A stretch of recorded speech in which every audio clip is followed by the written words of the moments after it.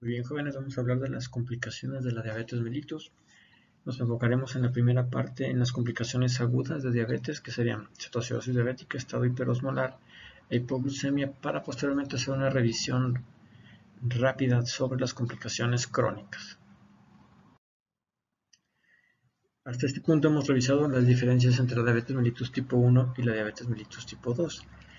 Hay diferencias tanto en el grupo de edad en el cual se presentan como en los síntomas que llegan a presentar, así como en el grado de complicaciones.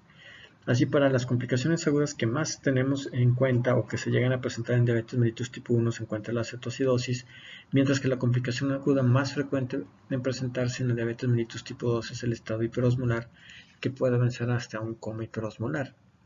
Las complicaciones crónicas normalmente al diagnóstico de diabetes mellitus tipo 1 son ausentes, y para el diabético tipo 2 se presentan en el diagnóstico. Es por eso que se debe de establecer de manera rápida el grado de afectación de este grupo de pacientes para, en este caso, evaluar las complicaciones crónicas que podría llegar a tener.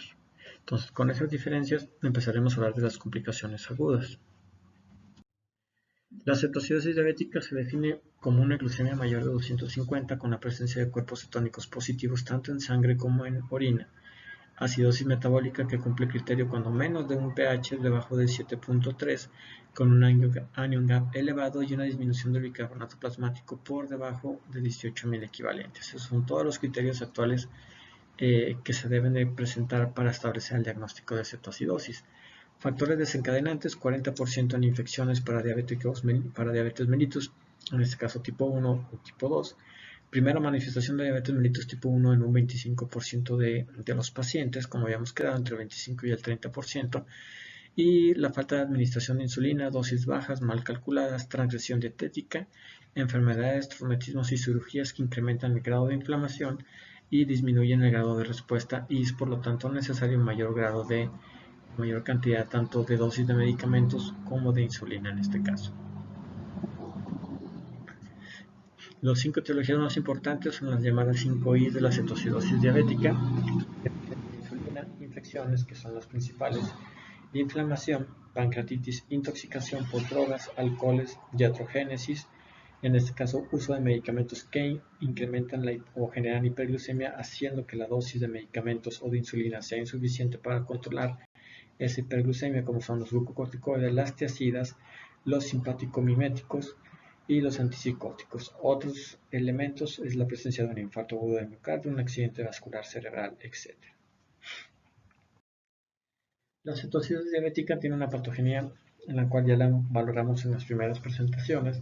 Prácticamente hay aumento en la capacidad de formación de cuerpos cetónicos o cetogénesis en el hígado, incrementado por el nivel de glucagón, y la deficiencia de insulina o el exceso de glucagón es lo que se genera. Entonces, por lo tanto, glucagón genera la presencia de cuerpos cetónicos, y la deficiencia de insulina es el otro componente importante. Al no haber una manera de equilibrar la cantidad de glucagón con la deficiencia de insulina, o la menos respuesta o insuficiencia o resistencia a la insulina, prácticamente el glucagón genera esa presencia de los tres cuerpos cetónicos más importantes.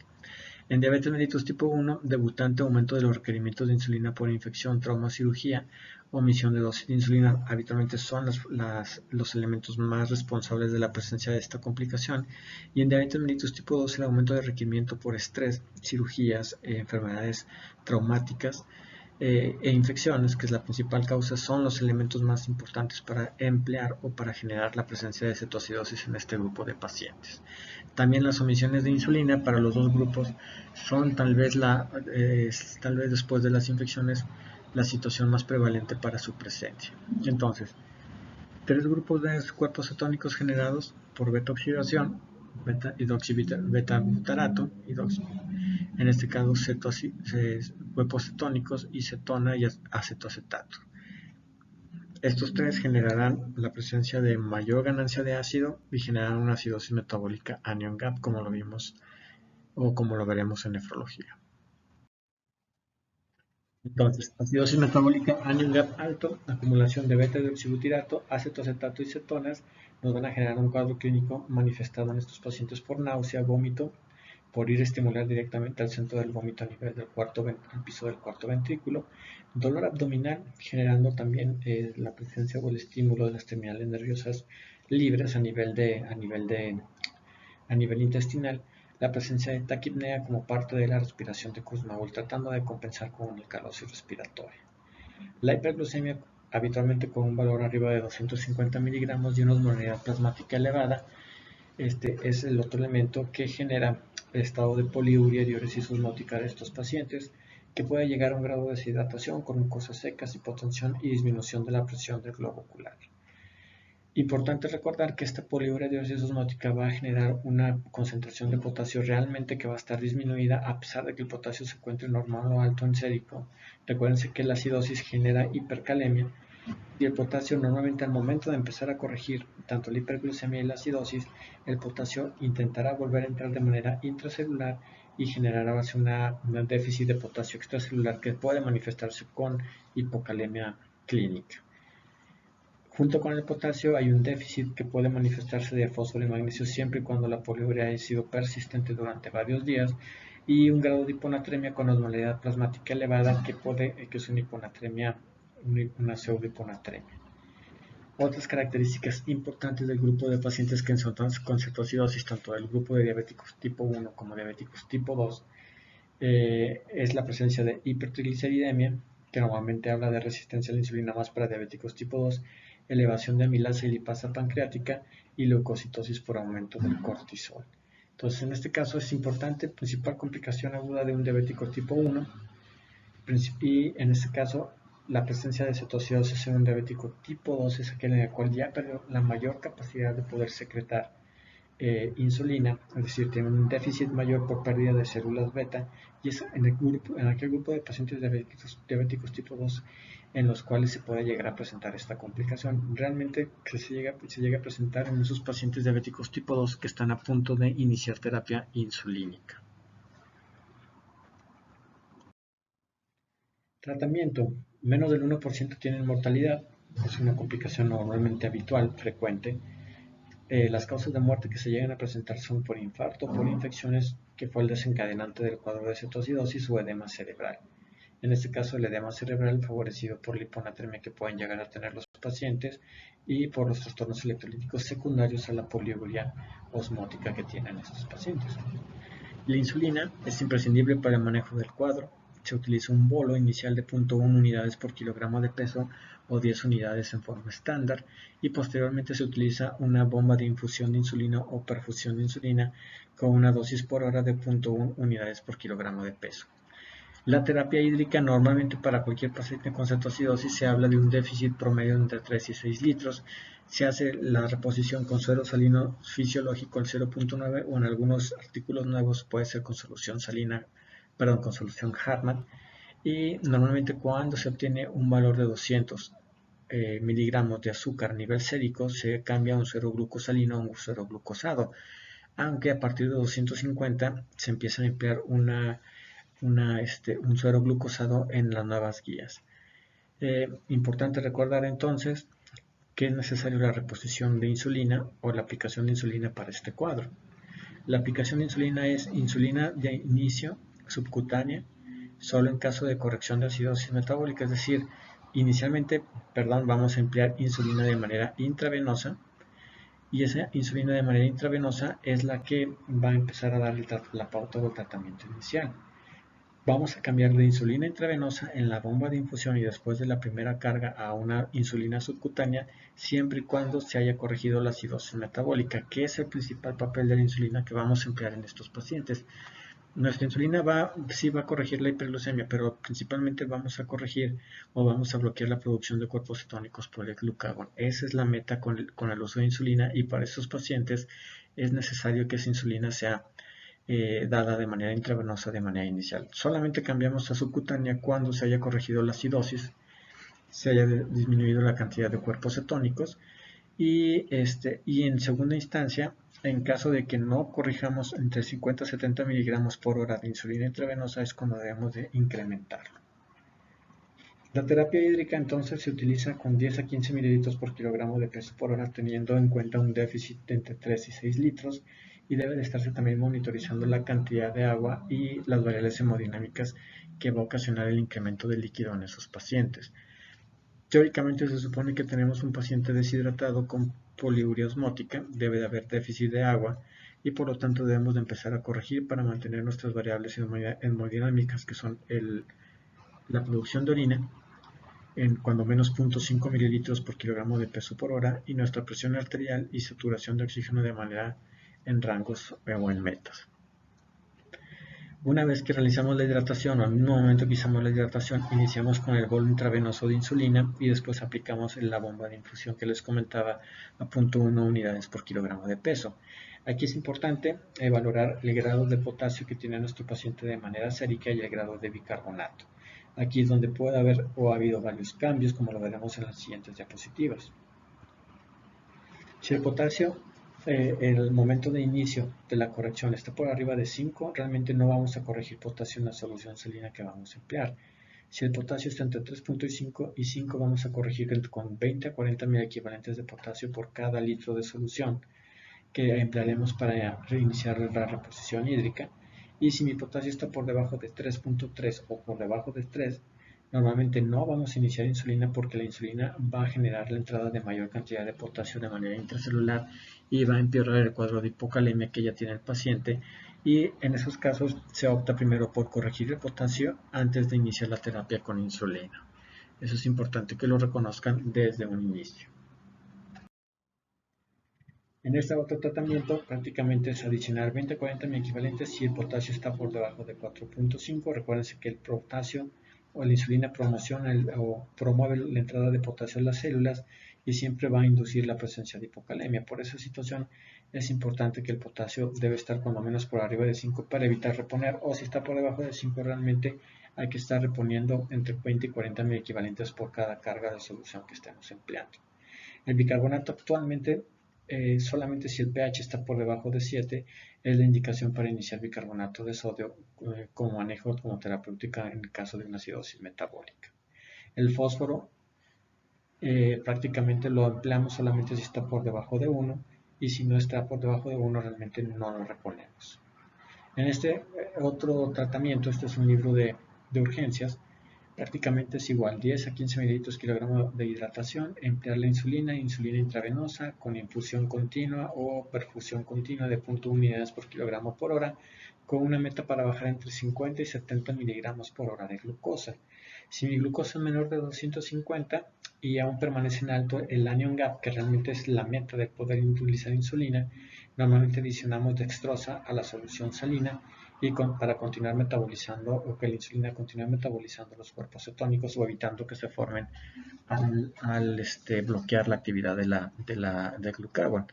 Entonces, si mi anion gap es normal y tengo una glucosa menor de 250, es cuando voy a cambiar a insulina subcutánea, como lo habíamos comentado desde el principio.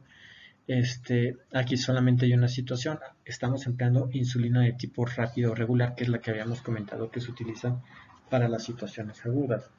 En este caso, el cambiarla de intravenosa a subcutánea involucra que en un lapso de 2 a 3 horas, que se acuerdan que era el pico de acción de la rápido regular, prácticamente se va sobre la par, o quiere decir que esa es la actividad que puede llegar a durar la última dosis de intravenosa que aplicamos, y por lo tanto mi insulina subcutánea deberíamos de empezar a emplear hasta 3 horas posteriores a la actividad de esa insulina que aún va a permanecer dentro del cuerpo, o esa actividad que va a permanecer hasta 3 horas posteriores.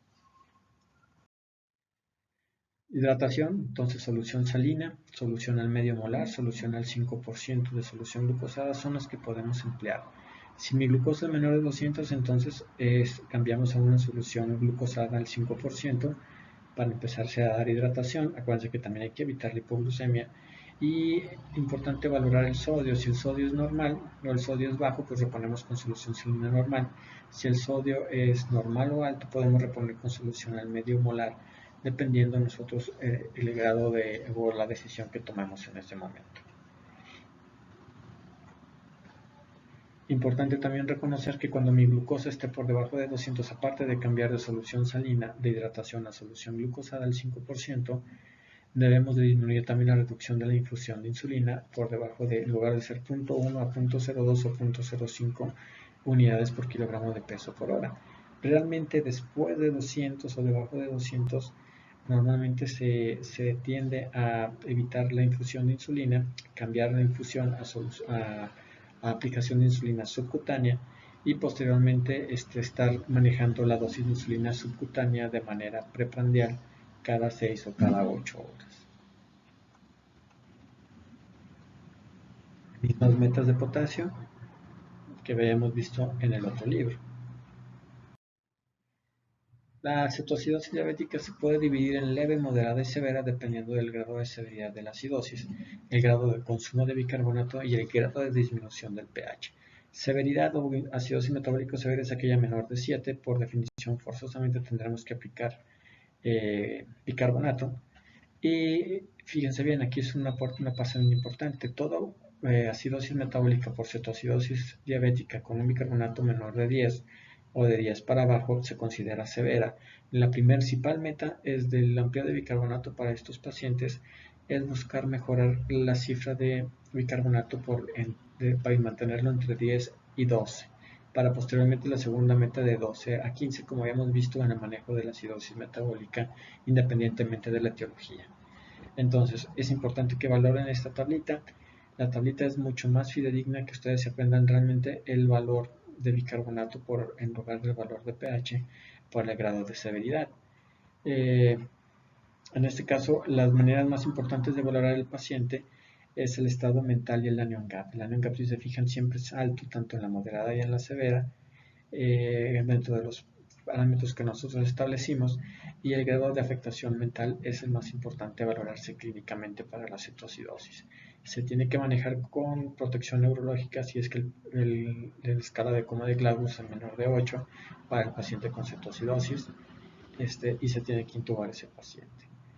El otro grupo de complicaciones agudas que da principalmente en pacientes con diabetes mellitus, que sea para diabetes mellitus tipo 2 en mayor frecuencia, casi un 35-40%, es para el estado hiperosmolar hiperglucémico con glucosas por arriba de 600. Si se fijan, en este caso normalmente el pH está por arriba de 7.3, tenemos un bicarbonato por debajo o por arriba de 18, y aquí el principal problema es también la afectación del estado mental, pero el estado de hiperosmolaridad, como veremos en la siguiente diapositiva.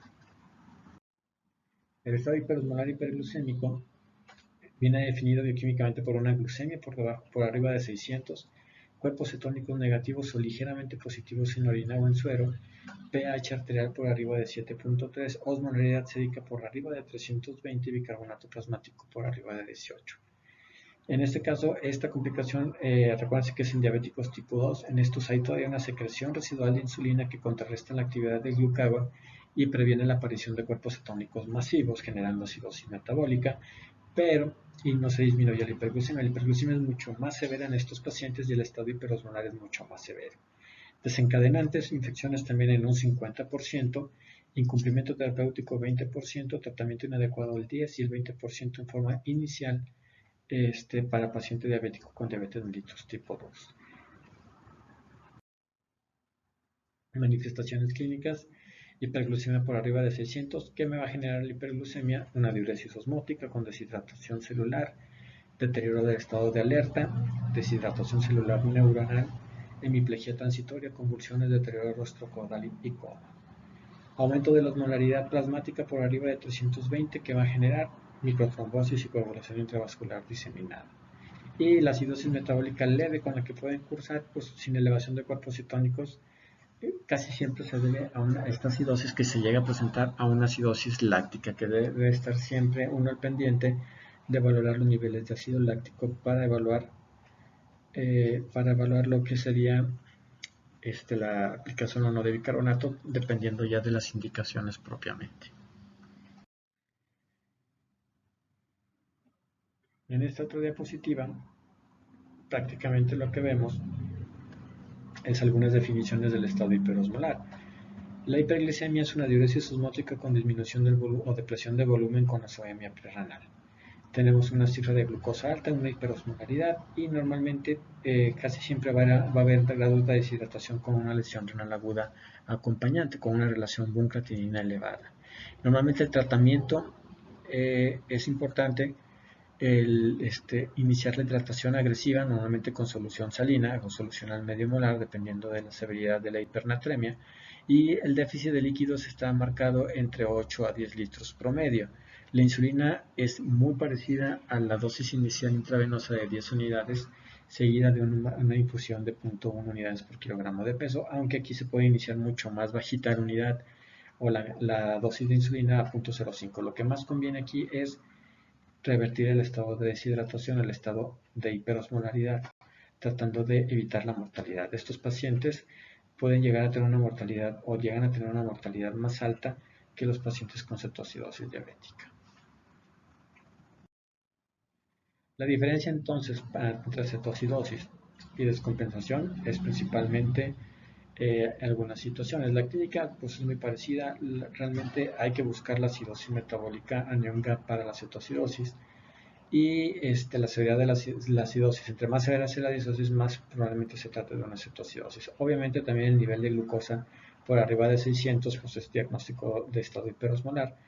Y la otra situación que es importante valorar, recuerden que la cetoacidosis siempre se acompaña de una pseudo hiperpotasemia con redistribución. Debemos de tener cuidado de cuánta cantidad de insulina vamos a emplear para saber si va a haber necesidad de aplicar potasio y evitar la aparición de una hipocalemia durante el tratamiento que aumenta la mortalidad. La acidosis metabólica con anion gap elevado y la cetonemia. Lo más importante en el tratamiento de la cetoacidosis es la insulina intravenosa, mientras que para el estado hiperosmolar prácticamente el tratamiento más importante es la reposición hídrica, habitualmente en promedio 10 litros de solución salina, y el dato importante a nivel analítico es la falsa hiponatremia, una hiponatremia o pseudohiponatremia mostrada. Este tratamiento se acompaña normalmente de insuficiencia renal prerrenal o aguda prerrenal y una acidosis metabólica por acidosis láctica leve. Hay hipocalemia, hay hiperglucemia y falsa hiponatremia. Entonces es importante que analicemos y que iniciemos el manejo también para estas anormalidades electrolíticas si es que es necesario incrementar el valor de cada una de ellas y buscar lo más importante, disminuir la osmolaridad de manera paulatina. Estos pacientes prácticamente, como les he dicho, bicarbonato, para ambos se utiliza la misma indicación, si el pH es menor de 7, si mi bicarbonato es menor de 5 o si mi acidosis láctica es asociada con estos valores o un ácido láctico en algunas indicaciones actuales por arriba de 5 en este caso nanogramos por mililitro. La otra complicación importante de este grupo de pacientes es la hipoglucemia. Sería la tercera complicación aguda. La hipoglucemia se define como una glucemia menor de 60, aunque algunos libros lo definen como menor de 70. Nosotros nos vamos a quedar con la definición de glicemia baja, es siempre menor de 70. Los síntomas de hipoglucemia que los dividimos en síntomas neurogénicos o neuroglucopénicos. Prácticamente los síntomas neurogénicos autonómicos ocurren cuando está por debajo de 60. Existe descarga simpática adrenérgica con palpitaciones, palidez, temblor, ansiedad y datos colinérgicos como sensación de hambre, parestesias, aunque la sudoración es dado principalmente por los datos adrenérgicos. Los síntomas neuroglucopénicos sigue bajando y encontramos o llegamos a una cifra de 50 de glucosa, que esa es la cifra de mayor mortalidad. Y es cuando aparecen los síntomas neuroglucopénicos. Prácticamente tenemos cefalea, disminución de la capacidad de concentración, trastornos de la conducta, lenguaje, visión borrosa y puede haber en algunos casos focalidad neurológica. Puede haber daño cerebral, sí, el daño cerebral es a nivel hipotalámico principalmente y puede mandar a nuestro paciente a un estado vegetativo persistente.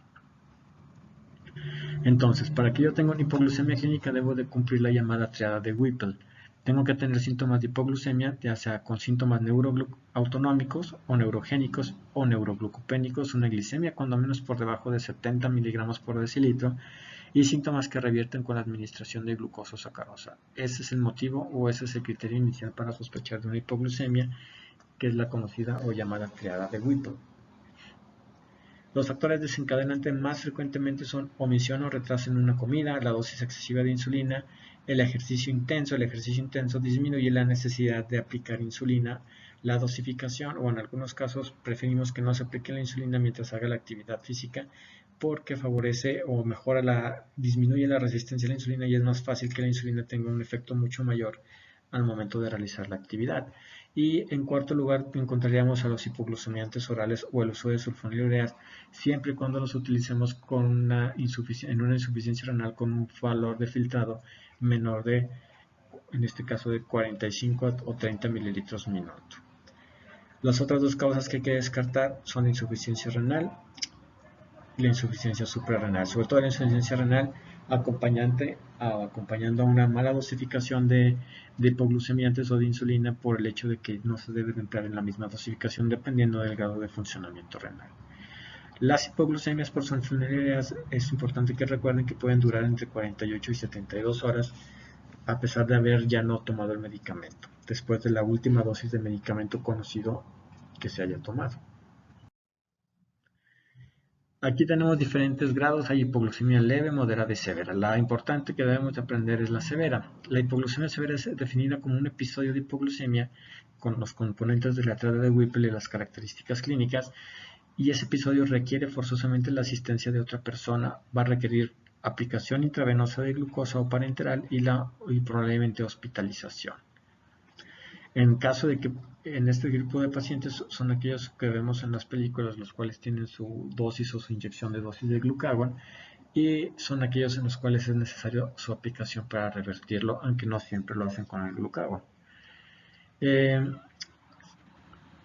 Importante en este caso de las hipoglucemias severas que pueden ocurrir durante el sueño, es una causa de la llamada muerte en cama de los pacientes con diabetes mellitus tipo 1, cerca del 6% de las muertes en este tipo de pacientes.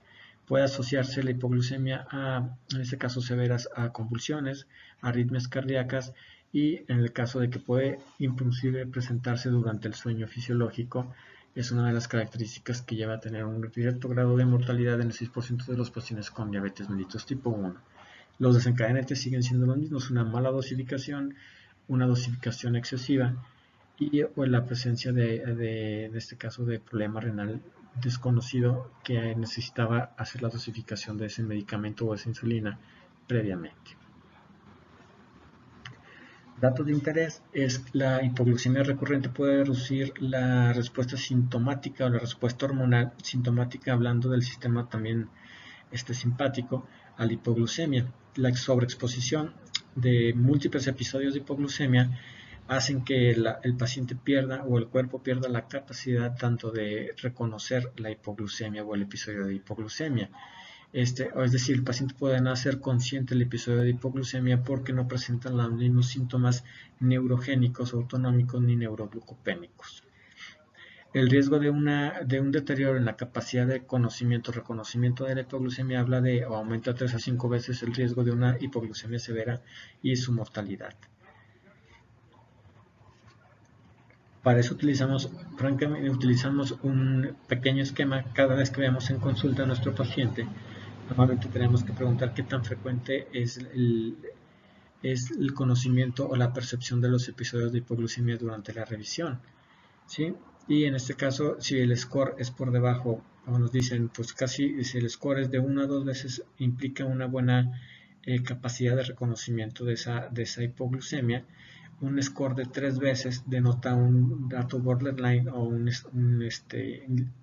paciente limítrofe, y un score de 4 veces denota un deterioro en la capacidad. Es decir, como les comento, entre más veces tengan cifra o datos de hipoglucemia, más el riesgo de que el siguiente episodio de hipoglucemia ocurra o pase inadvertido, no sea consciente, y el paciente puede ir a dormir con la hipoglucemia y nunca va a volver a despertar. Esto es el llamado Gold Score del paciente con hipoglucemia. Entre más frecuentemente tenga hipoglucemia, se tenga 4 episodios en una semana, por eso son 7, se habla de mayor cantidad de riesgo, jóvenes. Ese riesgo es el que debemos de cuidar. Nuestro paciente puede tener 1 o 2 hipoglucemias a la semana máximo, y preferentemente ninguna crisis de hipoglucemia después de haber mantenido o establecido un tratamiento adecuado. A eso se refiere esta diapositiva.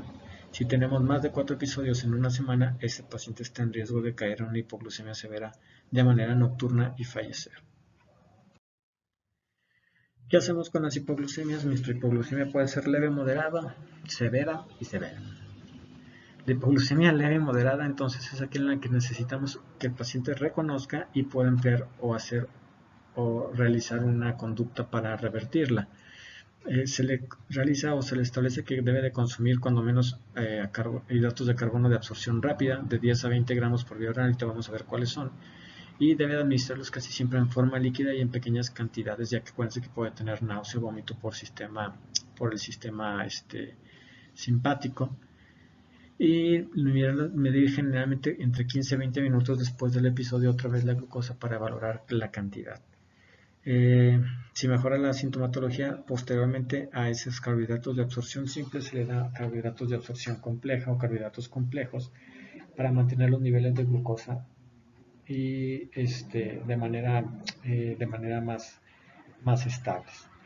Para el paciente con hipoglucemia severa se aplica el glucagón, obviamente en nuestro medio no lo tenemos, y normalmente si el paciente no responde, normalmente tenemos que ofrecer la cantidad de carbohidratos, pero si no hay una respuesta adecuada, se tiene que mandar a hospitalizar a ese paciente o aplicar un suero intravenoso con glucosa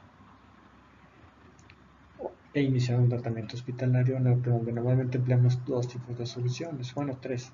Solución glucosa del 5%, entre 5 mililitros por kilogramo de peso, o solución glucosa del 10% con dosis de 5 mililitros por kilogramo de peso para habitualmente una hora, o dosis de 50 mililitros, dosis bolo de solución glucosa del 50%, en los cuales se eleva la glucosa en porcentajes que van de acuerdo a la cantidad de glucosa que tiene cada solución. ¿Cuáles son los carbohidratos simples que le podemos dar a un paciente en el momento que detecta? Es 2 cucharaditas de azúcar, 3 tabletas de glucosa que no las tenemos. En este caso, 100 mililitros de un refresco de cola no dietético, limonada de 150 mililitros o 55 mililitros de una bebida energetizante, y posteriormente hacerlos que coman una serie de carbohidratos complejos que son 1 o 2 galletas dietéticas, una fruta que le tocará en la colación, un plato de cereal o un pan con mantequilla o un sándwich. Ese sería el manejo más adecuado. Tuviste la hipoglucemia, toma los carbohidratos rápidos o simples de rápida absorción para que aumente su nivel de glucosa cuando menos por arriba de 50, 60 y 70, y vuelve a comer algo que se va a tardar más tiempo en metabolizar y elevar tu glucosa a nivel sanguínea, pero te va a permitir mantener un nivel de glucosa más estable y evitar que vuelva a caer tu glicemia por debajo de, en este caso, de 70 miligramos y empieces a tener sintomatología. Metas de la glucemia en pacientes hospitalizados. Cuando yo tengo un paciente hospitalizado por X circunstancia que sea diabético con otra complicación, no podemos manejar cifras de glucemia por debajo de 130 o 120 miligramos. Normalmente el paciente crítico nos damos por bien servidos y maneja un rango entre 140 y 180 miligramos, es decir, somos permisivos de mantener una hiperglucemia hasta en cierto rango moderada, y para pacientes no críticos ahí sí cuando debemos de emplear un nivel de glucemia por debajo de 140. ¿Sí? Y realmente la situación importante que deben reconocer es que el paciente hospitalizado, porque lo van a operar o lo operaron, o estuvo hospitalizado por traumatismo, por un atropellamiento, en esos pacientes realmente nuestra cifra máxima de glicemia debe de ser de 180. No nos preocupa que esté en 160 o 150, realmente en este momento se considera adecuado manejarlo. ¿Por qué? Porque si queremos mantener una cifra de glicemia por debajo de 120, en 110, esos pacientes tienen una mayor mortalidad al emplear mayor cantidad de medicamentos en ese momento. Importante también recordar que el hecho de establecer una hemoglobina glucosilada del 7% nos habla de una glucosa media de 154 miligramos por decilitro. Lo que les hablaba de que realmente no es una glucosa normal, es una glucosa que permanece alta. Por cada 1% de hemoglobina glucosilada en promedio se disminuye lo que es 30 miligramos por decilitro de cifra de glucemia. Por lo tanto, actualmente se recomienda que nuestra cifra para un paciente estable esté por debajo de 6.5. El único pero es para los niños y es para los adultos, para los dos adultos con complicaciones macrovasculares que tengan diabetes de más de 20 años son los que podemos manejar cifras de glicemia mayores. Y en el paciente hospitalizado, en el cual nuestro rango no debe de superar los 180 miligramos como control, independientemente de la causa por la cual esté hospitalizado. Las metas de tratamiento para el diabético, entonces borraríamos ese 7% y lo estableceríamos como el 6.5%, una glucemia preprandial de 70 a 130, pero para encontrar 6.5 normalmente voy a tener una glucemia entre 70 y 110 miligramos, o como habíamos visto en las diapositivas, hasta 115 miligramos. Una glicemia postprandial que sigue siendo o debe de ser siempre menor de 180 miligramos. Mi colesterol HDL por arriba de 40 en el varón y mayor de 50 en la mujer, mi LDL menor de 70, mi presión arterial 130/80 para todos los pacientes actualmente, independientemente si tengan micro o macroalbuminuria, y triglicéridos menor de 150, aunque actualmente en los últimos reportes se habla de que se debe de encontrar una meta entre 130 y 150 como una meta adecuada. Estos pacientes entonces deberán de tener metas de tratamiento de los riesgos cardiovasculares y metas de hiperglucemia. Las tres principales complicaciones agudas del paciente son las que acabamos de ver. De las tres, la más frecuente sigue siendo la hipoglucemia, jóvenes. Cetoacidosis para el diabético tipo 1, pero también lo llega a presentar el diabético tipo 2, que va a iniciar el proceso de insulinización, y el diabético tipo 2 presenta más frecuentemente el estado hiperosmolar como complicación aguda en un 20 a 30% de los casos. Importante que recuerden cuál es el manejo, cuáles son las metas. Lo más importante aquí es que ustedes establezcan la necesidad de infusión de insulina rápida o regular como manejo terapéutico, junto con el grado de rehidratación que deben de retener o requerir ambos pacientes. Las siguientes complicaciones son las complicaciones crónicas del paciente diabético, casi siempre generadas por el mal control de hiperglucemia y por un daño microvascular. El otro grupo de complicaciones, jóvenes, son las complicaciones cardiovasculares junto con las complicaciones microvasculares. A lo largo del tiempo hemos visto que las complicaciones cardiovasculares prácticamente nos reflejan el daño macrovascular. Las complicaciones cardiovasculares son la causa número 1 de muerte en los pacientes con diabetes. Cerca del 75% de todas las causas de diabetes de muerte son generadas por infarto agudo de miocardio, falla cardíaca o insuficiencia cardíaca y evento vascular cerebral. En este caso, pues es importante que ustedes recuerden el hecho de haber visto algo en cardiología, y en el caso de que no hayan pasado todavía por quinto semestre, prácticamente las complicaciones cardiovasculares o macrovasculares las hemos estado estableciendo como consecuencias de la aterosclerosis. La aterosclerosis, que dependiendo del grado de afectación y el lugar en donde esté engrosado la arteria, va a tener diferentes nombres, que son arteriolosclerosis, clasificaciones o esclerosis calcificada de la media de Mockenberg, etc. Lo que estamos sabiendo nosotros es aterosclerosis.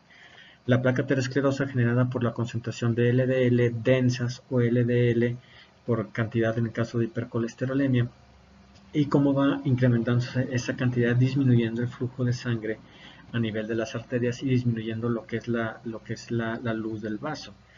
Cuando disminuye la luz del vaso por la presencia propiamente de la placa de aterosclerosis progresiva, eso genera un estado de angina estable.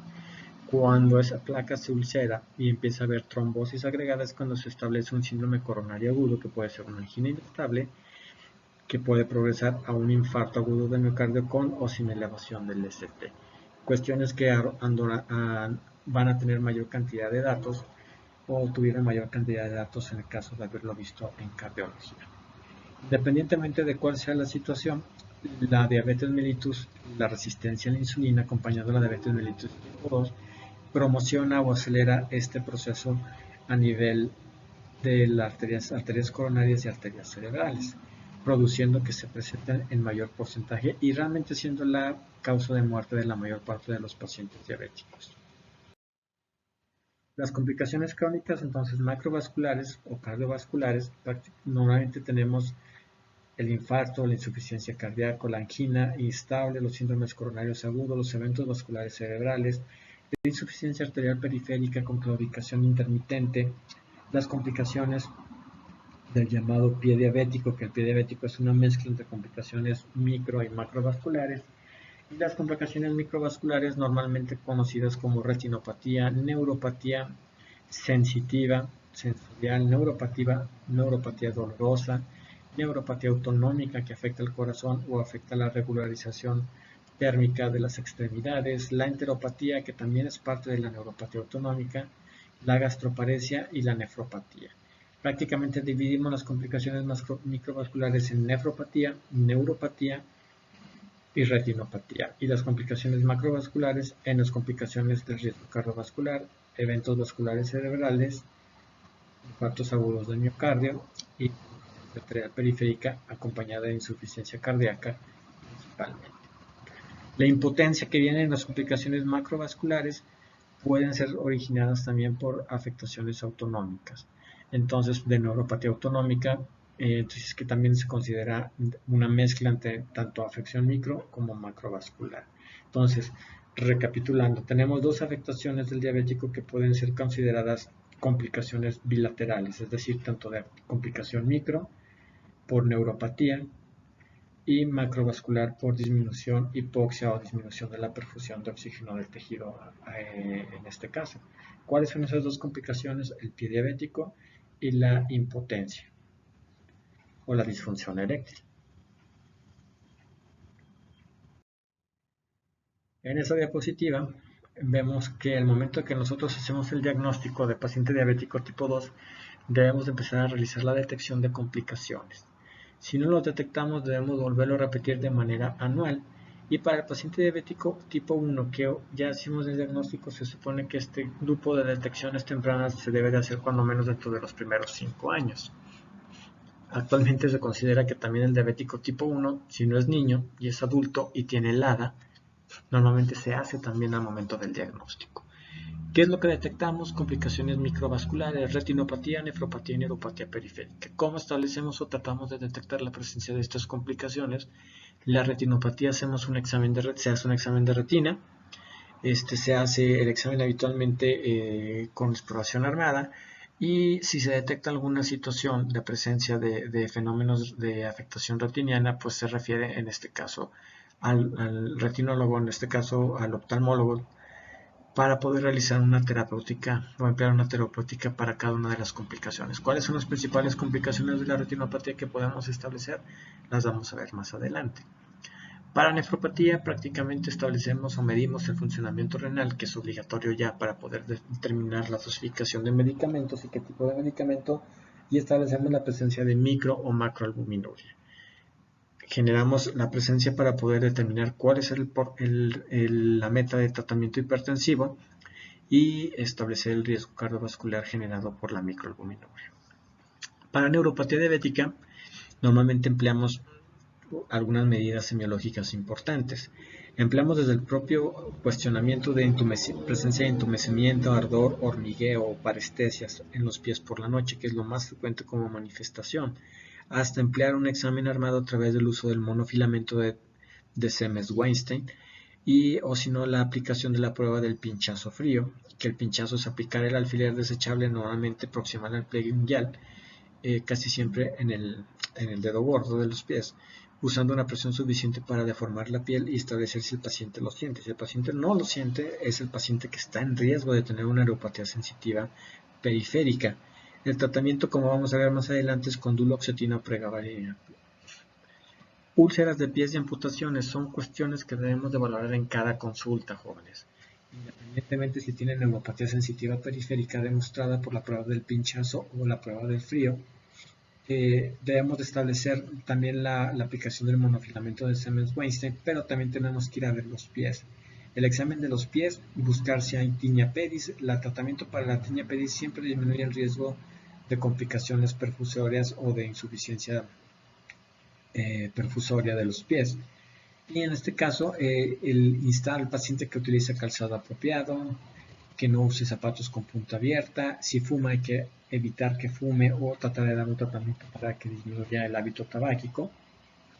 Y siempre buscar o hacer que el paciente pueda buscar lesiones dentro de sus pies para prevenir y mejorar la cicatrización antes de que avance y se forme una úlcera y genere la presencia del llamado pie diabético. El monofilamento de Siemens-Weinstein es utilizado para establecer el grado de neuropatía sensorial. Aquí lo menciona neuropatía autonómica, y la neuropatía autonómica se refiere más que de hecho también de la percepción de la temperatura y el dolor van en fibras nerviosas en este caso de fibras nerviosas pertenecientes al sistema, a las fibras pertenecientes al sistema simpático. Entonces, por lo tanto, tiene que ver también si hay alteraciones en la sensación de calor, en la sequedad de la piel. Prácticamente nos dice que la afectación y alteraciones sensitivas está afectando esas ramas terminales que van hacia las columnas laterales. Prácticamente el monofilamento involucra que hagamos una presión suficiente para doblar el monofilamento, que es habitualmente de 10 gramos, y poder generar o establecer la pregunta del paciente si está sintiendo ese estímulo. Si lo siente, se considera negativo. Si no lo siente, se considera positivo. Así tenemos diferentes puntos por debajo de los pulpejos del primero y tercer dedo, tercera, cuarta, quinta metatarsiana, en la zona dorsal del pie entre el primero y segundo ortejo, a nivel del talón principalmente, y junto con la aplicación del monofilamento se debe haber establecido la presencia o la capacidad de percibir calor, frío o calor, y la vibración, así como los reflejos a nivel de los pies, que en este caso principal es el reflejo aquileo. Tenemos que valorar cada una de las situaciones neurológicas, desde las terminales simpáticas, terminales sensitivas, principalmente, así como las ramas motoras y las ramas, en este caso, como le había dicho, las mezclas entre sensitivas, simpáticas, rama motora, y obviamente la atroficidad del músculo, que nos hablaría también de la capacidad motora de mantener un músculo, en este caso, eutrófico. Entonces, aquí abajito venimos nuevamente cómo hacemos la exploración, y esta exploración es importante que se vayan adecuando porque se debe de hacer prácticamente al principio de que el paciente es diabético y en cada una de las consultas, ya que esto genera bastante mortalidad en los pacientes diabéticos.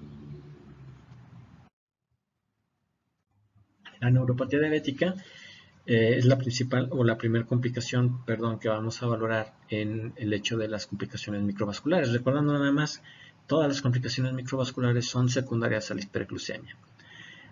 Fisiopatológicamente, la neuropatía diabética se refiere a dos pasos. Hay isquemia de nervios periféricos secundarios, engrosamiento del vasa vasorum, y hay desmielinización por destrucción de células de Schwann, como enlentecimiento de la conducción a consecuencia de la osmolaridad generada o incrementada por la hiperglucemia dentro de las células de Schwann. La complicación también es definida o dada por la acumulación de la vía de los polioles y el sorbitol dentro de estas células. Inicia la sintomatología. La principal sintomatología es 1. Pérdida de sensación de dolor, temperatura, posición y vibración que llevan a las lesiones cutáneas y úlceras. ¿Okay? Entonces, realmente el término neuropatía se referiría a la pérdida de sensación de dolor, temperatura, posición o propiocepción y la vibración. ¿Okay? Nos habla de afectación tanto de ritmos o de fibras laterales como de fibras posteriores a nivel de la médula espinal. Eso traduciéndolo en lo que llega de información del nervio periférico. La alteración por denervación de los grupos musculares anteriores genera el desplazamiento de la grasa submetatarsiana con aumento de la presión en regiones anteriores y desarrollo de úlceras.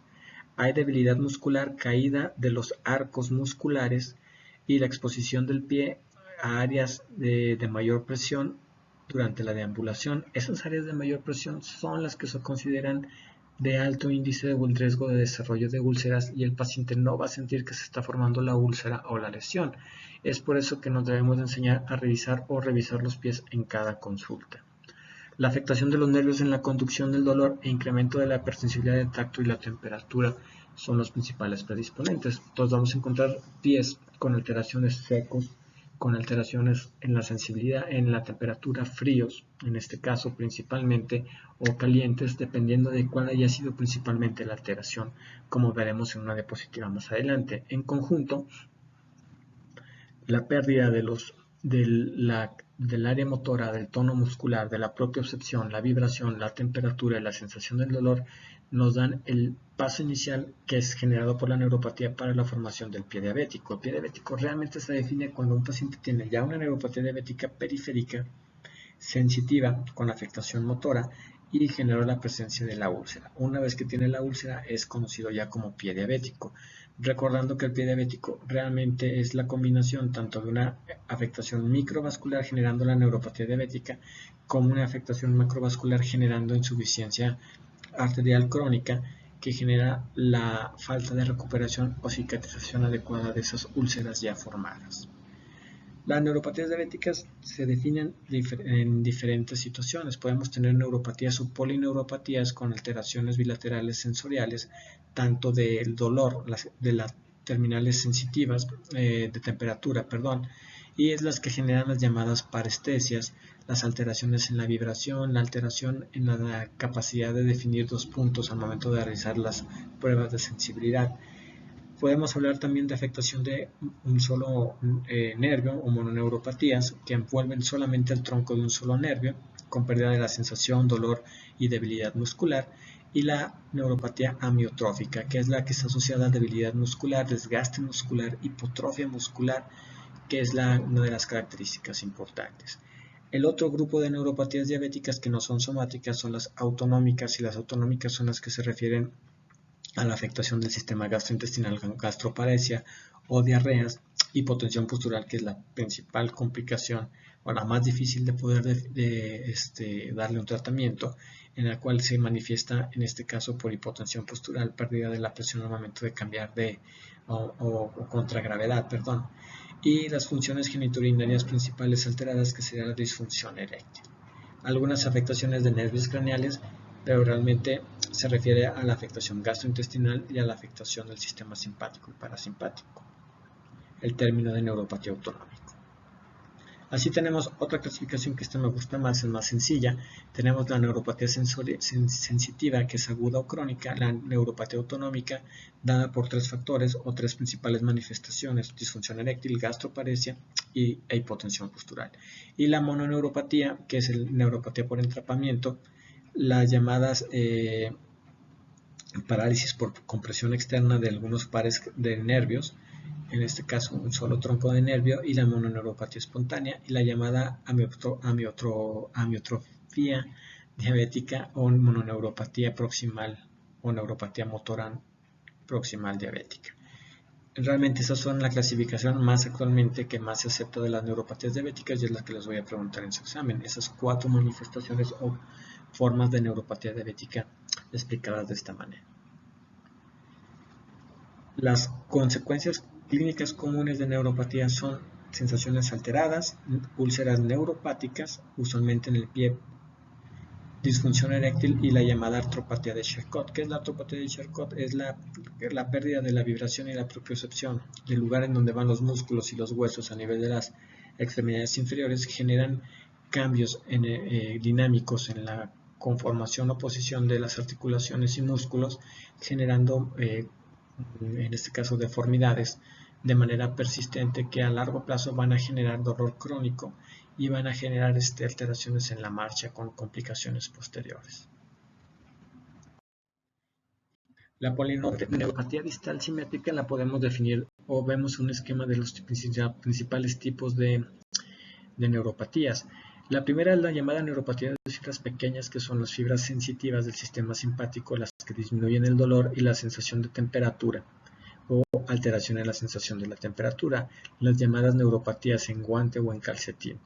El segundo grupo son las radiculopatías o las mononeuropatías, que vimos que eran por atrapamiento principalmente, que afectan a un grupo de nervios. Me estoy confundiendo con el C es mononeuropatía de un grupo de nervios por compresión externa por afectación intrínseca, y la imagen B es una radiculopatía. También los pacientes con diabetes pueden tener radiculopatía.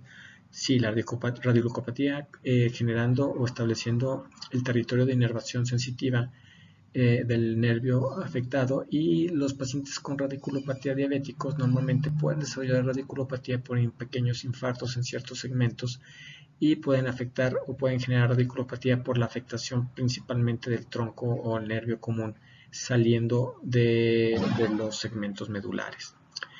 En la imagen D podemos ver lo que es la neuropatía autonómica, de la cual las más importantes son la neuropatía autonómica con gastroparesia, la neuropatía autonómica con disfunción eréctil y la hipotensión postural con afectación del sistema simpático del corazón.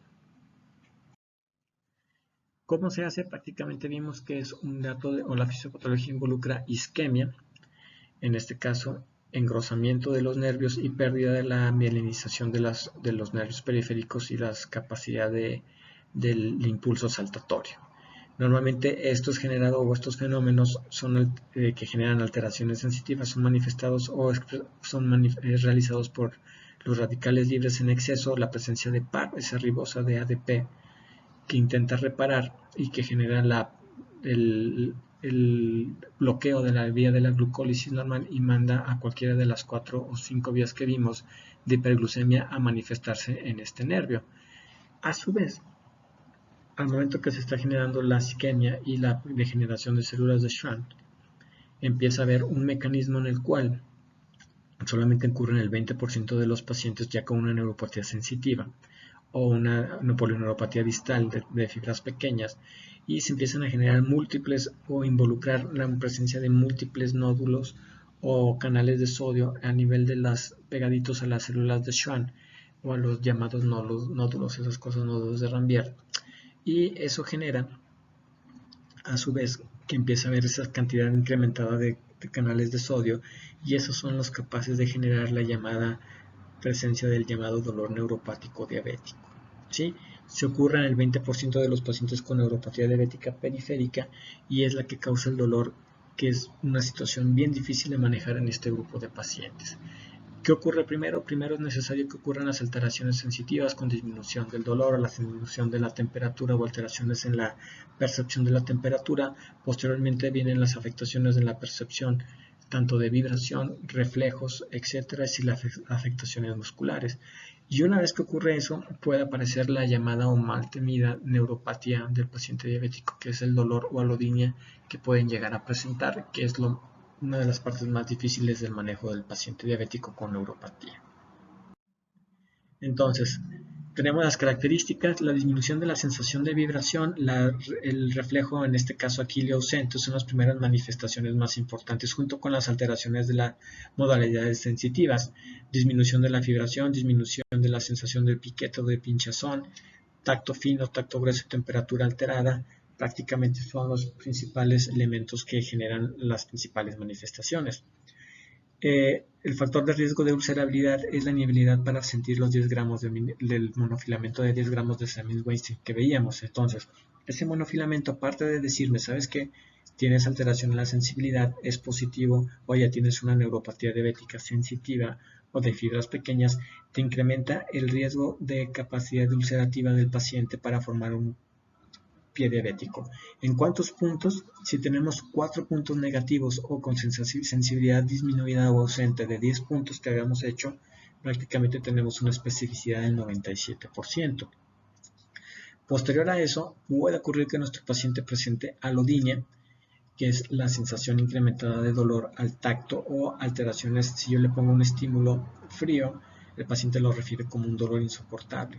Eso también sería entre hiperalgesia y alodinia, que será alteración realmente del estímulo del tacto, o todo lo que sea tacto lo transforma en sensación de dolor.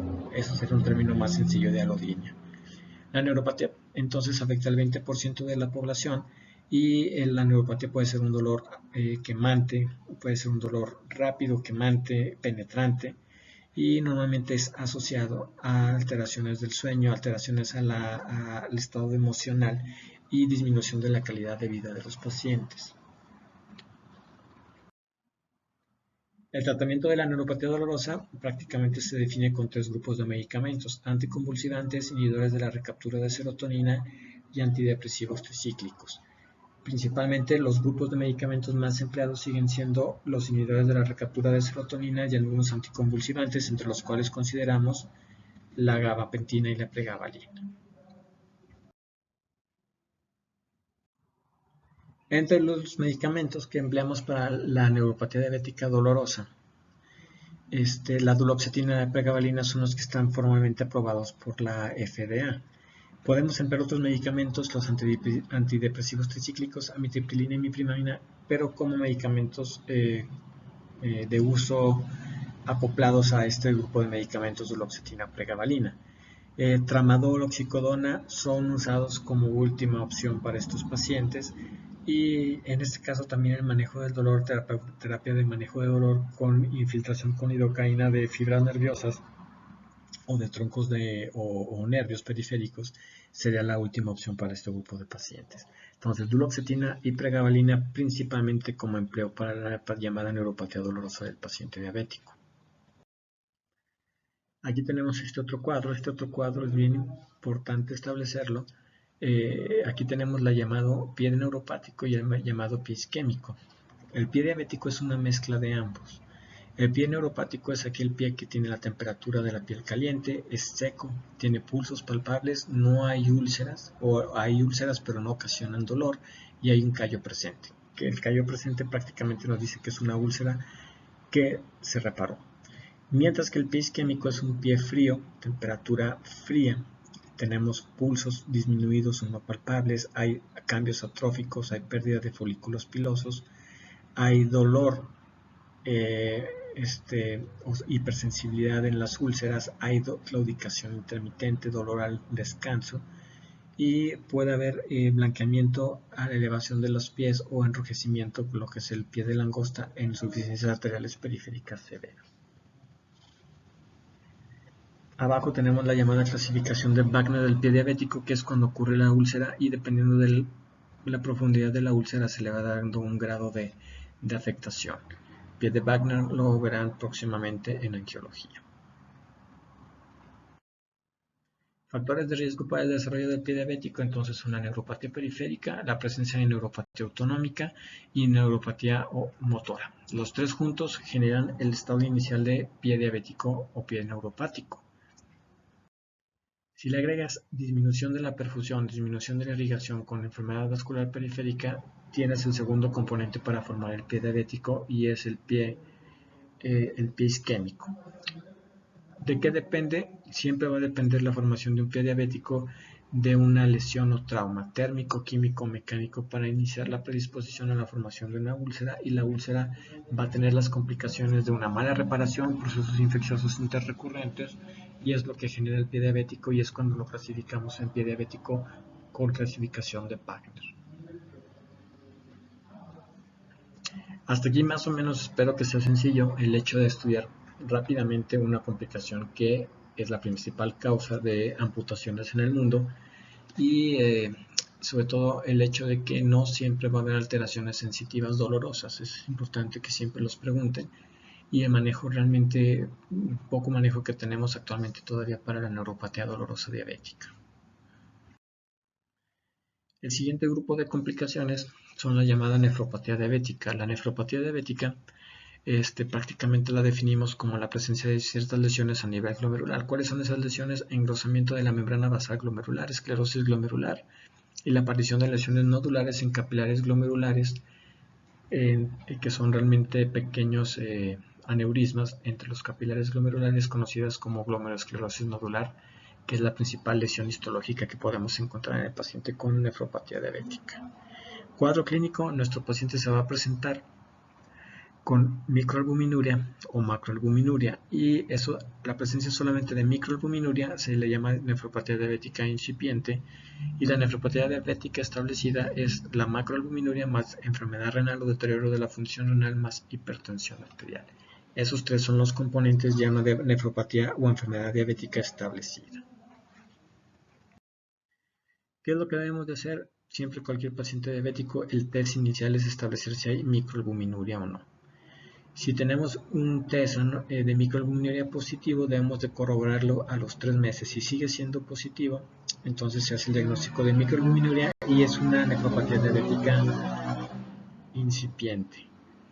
Lo que vamos a hacer entonces es iniciar tratamiento. ¿Con qué? Se inicia tratamiento con IECAS o ARA2, si es que no se habían iniciado de manera previa. Los IECAS y los ARA2, que son inhibidores de la angiotensina 2, bloqueadores de la enzima convertidora de angiotensina, disminuyen la actividad de la angiotensina. La angiotensina 2 tiene múltiples efectos sobre la arteriola aferente y eferente, y en el paciente diabético normalmente existe vasoconstricción de la eferente y vasoconstricción de la aferente. Aquí les marco algunos de los ejemplos o algunas de las manifestaciones de la actividad de la angiotensina 2 sobre el sistema glomerular. La administración de IECA y ARA2, entonces, lo que bloquean es la vasoconstricción mantenida tanto de la arteriola aferente y eferente, y nos llevan a la vasodilatación de la arteriola deferente primordialmente, con lo que disminuye la presión intracapilar glomerular y disminuye un poquitito el filtrado, que es uno de los efectos indeseables del inicio de estos medicamentos que pueden empeorar ligeramente o elevar la creatinina, pero mejorando la presión de perfusión renal y mejorando la hipoxia a la cual está sometido el paciente con una angiotensina activada de manera constante. Los IECAS y los ARA2 han demostrado disminuir el grado de microalbuminuria o el grado de paso de micro a macroalbuminuria y evitan el paso o el mantener una macroalbuminuria de manera persistente. No la van a quitar o no van a eliminar el hecho de tener proteinuria, sino simplemente disminuyen el riesgo de pasar a una etapa más avanzada y permiten mantener o mejorar el funcionamiento renal durante mayor cantidad de tiempo, sobre todo mantenerlo. Mejorarlo realmente no se ha visto que lo mejoren de manera, sino es un factor de protector. Los medicamentos que sí vimos o que se han visto a lo largo de los últimos 3 a 5 años que mejoran o disminuyen el grado de progresión, aparte de los IECAS y los ARA2, son algunos medicamentos manejados como diabéticos o antidiabéticos orales. Lo que hemos visto con los inhibidores del transportador de glucosa a nivel del túbulo proximal, canaglifosina, dapaglifosina y los análogos de GLP-1 son los que se han demostrado los dos una disminución de la progresión de enfermedad renal crónica diabética o enfermedad renal diabética y impiden que avancen de una etapa o empeore o generen una disminución del deterioro esperado para esos pacientes.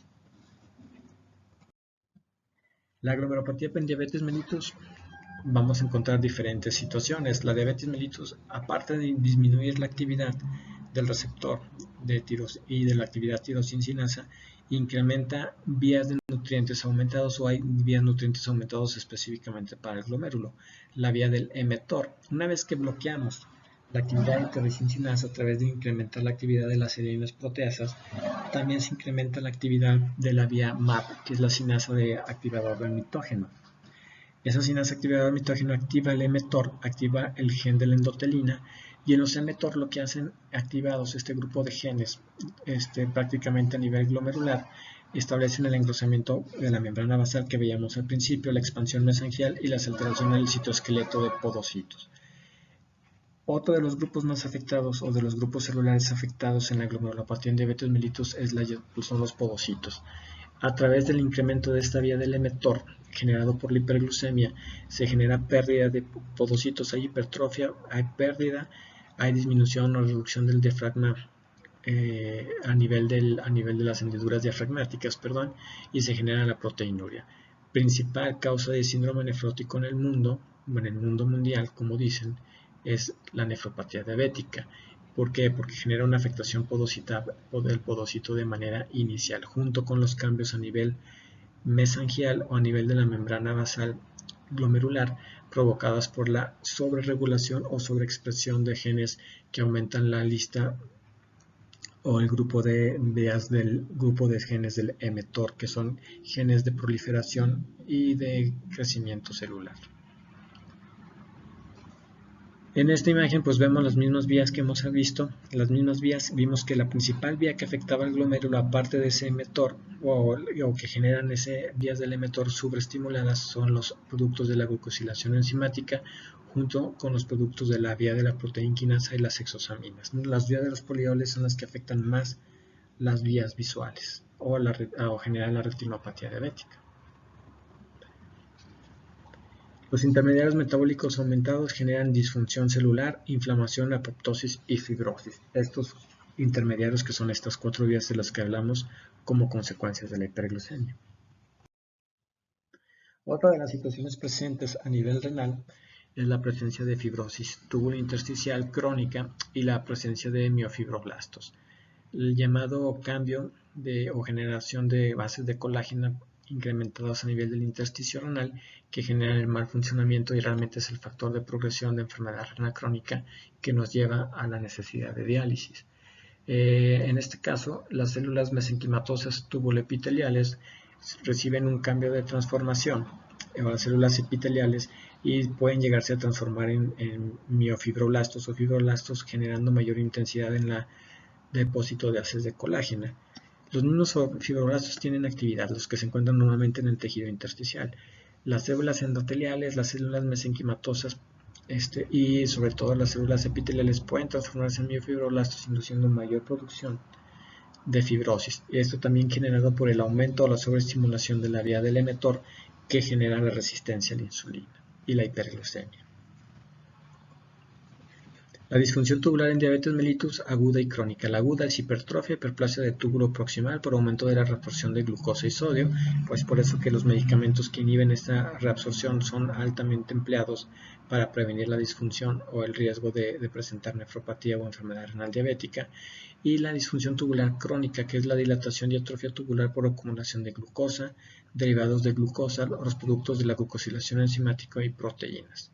Hay acumulación de miofibroblastos y fibrosis tubulointersticial que disminuyen la funcionalidad de generar reabsorción o secreción de elementos hacia la orina o de la orina hacia los capilares peritubulares. El último caso o la última situación es la presencia de retinopatía diabética como complicación microvascular. Primera causa de ceguera en el mundo. Después de 20 años, 60% de los pacientes con diabetes mellitus tipo 1 tienen un grado de retinopatía. Y las características histológicas de la retinopatía son el engrosamiento de vasos retinianos, aumento de la permeabilidad de los mismos vasos, parte de la llamada, lo que veíamos como la fase de vasodilatación previamente, la neovascularización o proliferación que se encuentra incrementada, mal regularizada por parte del paciente con complicaciones microvasculares, el edema macular y el desprendimiento de retina. Así tenemos una retina sana, que es la imagen de abajo de la izquierda, una retina con retinopatía diabética, con aneurismas, exudados duros por ese aumento en la permeabilidad y microhemorragias, que es lo que debemos de buscar al momento de realizar o al momento de hacer la revisión inicial en el paciente en este caso al momento de revisar la retina. Es lo que debemos de buscar: los exudados duros o blancos, los microhemorragias y las presencias de microaneurismas. Eso nos habla de una retinopatía no proliferativa. Si avanza una retinopatía proliferativa, lo que vamos a encontrar son mismos exudados, mismos aneurismas, hemorragias mucho más grandes, pero vamos a encontrar neovascularización, y esa neovascularización es la desencadenante de las complicaciones más importantes, que son el desprendimiento de retina, que deja ciego rápidamente al paciente, y el edema macular. Tenemos entonces diferentes estadios: el estadio de retinopatía preproliferativa, no proliferativa, proliferativa y el edema macular diabético.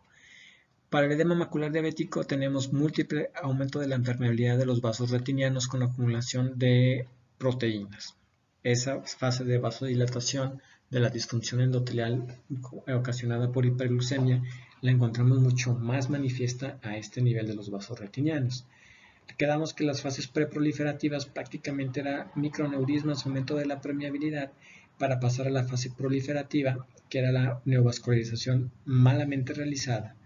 En esta imagen vemos los estadios clínicos de la retinopatía diabética y vemos cómo se manifiesta la retina. Si se fijan en la retina, en la imagen de abajo, los exudados duros, prácticamente tenemos el edema, la fibrosis y las hemorragias que van separando las capas más superficiales de la retina de las capas más profundas. ¿Sí? Eso es lo que realmente pasa en la retinopatía diabética. Obviamente todo eso va a afectar también a esos receptores que involucran la visión y va a generar que no se manejen o que no funcionen de manera adecuada. Así aparecen estas manifestaciones en las capas superficiales, que son las que buscamos y son que al momento de encontrarlas nosotros somos capaces o necesitamos referirlas directamente al oftalmólogo. Si no tenemos el instrumental necesario para realizar la exploración, entonces forzosamente tenemos que referir a nuestro paciente a consulta de oftalmología para valorar la presencia de retinopatía no proliferativa, proliferativa o edema macular. En esta imagen tenemos los llamados eventos patogénicos en la retinopatía diabética. Evento iniciador son los cambios vasculares. Hay engrosamiento de la membrana basal al igual que en la nefropatía. Hay pérdida de pericitos al igual que en la nefropatía. Hay lesión endotelial con alteración de uniones celulares. Y lo que vemos abajo son los microaneurismas, las hemorragias, que van muy unidos a través de los conos y bastones. Si se fijan, realmente los conos y bastones están hasta arriba, junto con el epitelio retiniano. Pero esos conos y bastones generan, por presencia de las llamadas neuronas bipolares y esas cosas, y esas tienen que pasar forzosamente hasta las etapas finales de la retina, y ahí es donde las etapas o las capas más profundas. Esas capas más profundas son las que empiezan a tener esos exudados duros, esas hemorragias, esos microneurismas, y son cuando se genera la afectación de la visión.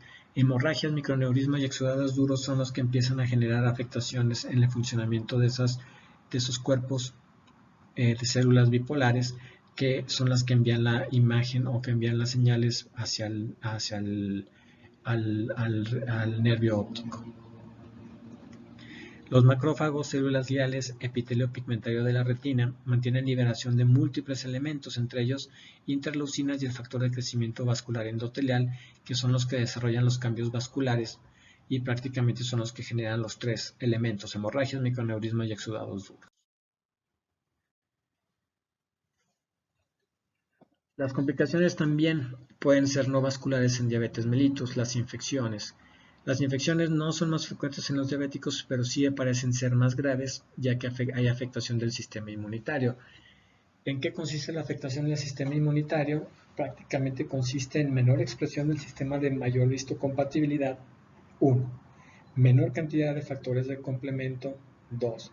Y disminución de la capacidad de quimiotaxis y de apedesis de los neutrófilos. Realmente esos son los tres componentes de afectación de la diabetes mellitus sobre el sistema inmunológico.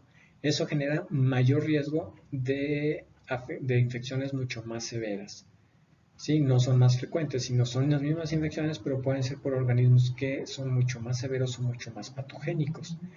4 procesos infecciosos que siempre que los tengamos debemos de sospechar que el paciente tiene diabetes. Otitis externa maligna por Pseudomonas aeruginosa, mucormicosis rinocerebral por mucor o Rhesus mucor, que es un hongo que pertenece a hongos endémicos, si mal no recuerdo, colecistitis enfisematosa y pilonefritis enfisematosa por E. coli, Proteus, etc. Y colecistitis enfisematosa también por E. coli, gram negativos y bacteroides frágiles. Prácticamente 4 procesos infecciosos que pueden ocurrir en una persona, sí, pero que si ocurren en una persona obligan a descartar trastorno inmunológico por diabetes, jóvenes. Las llamadas alteraciones cutáneas, que es la necrobiosis lipoídica, que es la imagen que vemos ahí, y las demás alteraciones que no vamos a ver nosotros, sino que ustedes las vieron o las van a ver en dermatología. Las infecciones por cándida es el único punto importante. Siempre que tengan pacientes con tiñas de repetición, tiñas cruris, tiñas capitis, tiñas pedis, es importante sospechar de que el paciente tenga un trastorno inmunológico por diabetes y debemos de establecer la necesidad de buscar el diagnóstico de diabetes agregada. Hipertrigliceridemia, recuerden que la hipertrigliceridemia forma parte de la resistencia a la insulina. Para un paciente típico tipo 2 como nuestro medio, es esperado que tengan la hipertrigliceridemia acompañado en ocasiones de hipercolesterolemia, que sería la dislipidemia más constante, una dislipidemia mixta en los pacientes diabéticos. Así tenemos la prevención y tratamiento de las complicaciones macrovasculares. Recuerden que siempre hay que controlar la hipertensión, controlar la hiperglucemia y controlar los siguientes elementos. ¿Cuáles son? El tabaco hay que eliminarlo, hay que controlar la hipercolesterolemia, hipertrigliceridemia acompañante, y eso sería lo principal. El riesgo cardiovascular es de 2 a 4 veces en el paciente. Aumenta el riesgo de infarto de miocardio y vimos que es la principal causa de muerte. La prevención primaria se refiere al hecho de prevenir la presencia de complicaciones cardiovasculares. ¿Cuáles son las complicaciones cardiovasculares, jóvenes? Infarto agudo de miocardio, evento vascular cerebral, insuficiencia arterial aguda periférica, insuficiencia arterial crónica, insuficiencia cardíaca, edema, tromboembolia pulmonar. Esas 6 son las principales complicaciones cardiovasculares que puede tener cualquier paciente. Esas 6 están incrementadas de 2 a 4 veces, o es más probable que las presente el paciente diabético.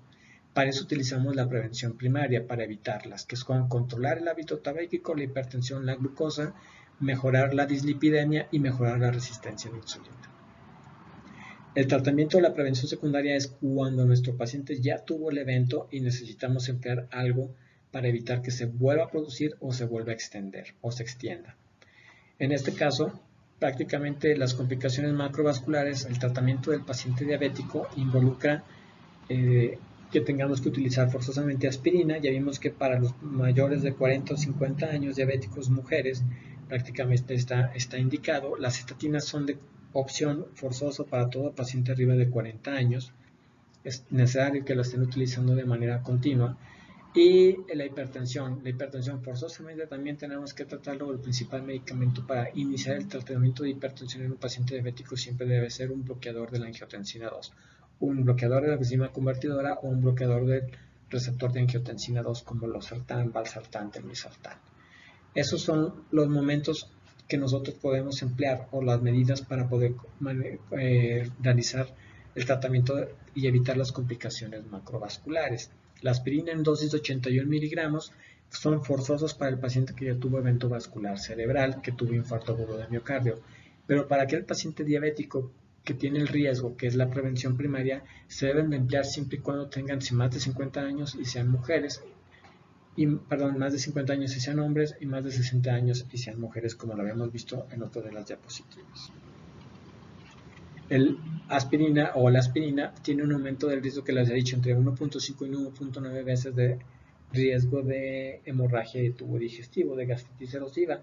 Entonces debemos de emplearlos juiciosamente en el paciente que tiene solamente la indicación de prevención primaria. Para los de prevención secundaria que ya tuvieron la complicación, esa fuerza, esos se amolaron entre la sangre y la panza, van a tener que tomarlas de manera persistente y permanente.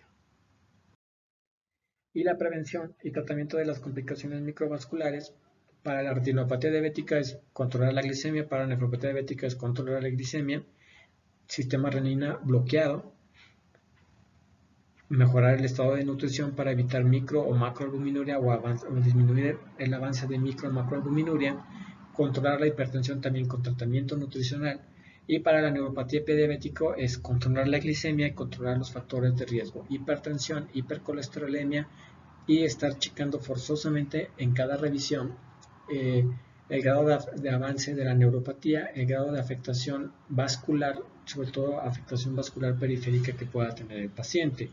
Para cada uno de ellos hay un tratamiento establecido, dependiendo de la subespecialidad que lo vaya a ver. Si tiene retinopatía diabética, el tratamiento es fotocoagulación para quitar los microneurismas, para quitar los sangrados, los exudados. Si tiene nefropatía diabética, pues se le va iniciando el manejo para la enfermedad renal crónica y se le va dando tratamiento oportuno en caso de requerimiento de diálisis, o se puede llegar a trasplantar en algunas ocasiones. Para la neuropatía, el tratamiento prácticamente es el dolor, que ya vimos que si se acompaña es con duloxetina o pregabalina junto con amitriptilinas en caso de poca respuesta. Para la hipotensión ortostática, que es la más difícil, prácticamente empleamos fludrocortisona o agonistas o análogos de aldosterona principalmente como tratamiento con un funcionamiento de menos del 20 a 30%. Si tiene diarrea utilizamos loperamida, si tiene gastroparesia utilizamos prostendéticos como metoclopramida, inclusive en algunos casos eritromicina. Y obviamente si tienen úlceras, pues se realiza el tratamiento, en este caso, para la úlcera, la desinfección, la descontaminación, la debridación, la antibioterapia, y si necesario o es necesario algún proceso de insuficiencia arterial aguda, pues procesos, o crónica en este caso, procesos de revascularización. Hay que tener cuidado con el número de severidad de hipoglucemias, cuentan como factor de riesgo cardiovascular de muerte actualmente para pacientes con edad avanzada, con diabetes de larga evolución arriba de 20 años y enfermedad cardiovascular preexistente. Con esto, jóvenes, terminamos el manejo de las complicaciones crónicas del paciente con diabetes mellitus. Con esto también terminamos la revisión de este tema, que es un tema largo, es un tema que requiere que rápidamente se pongan en marcha. Les voy a dar de cómo revisar el orden en que hay que revisar cada una de estas exposiciones, y prácticamente avanzaremos con el siguiente tema, que sería obesidad y dislipidemia.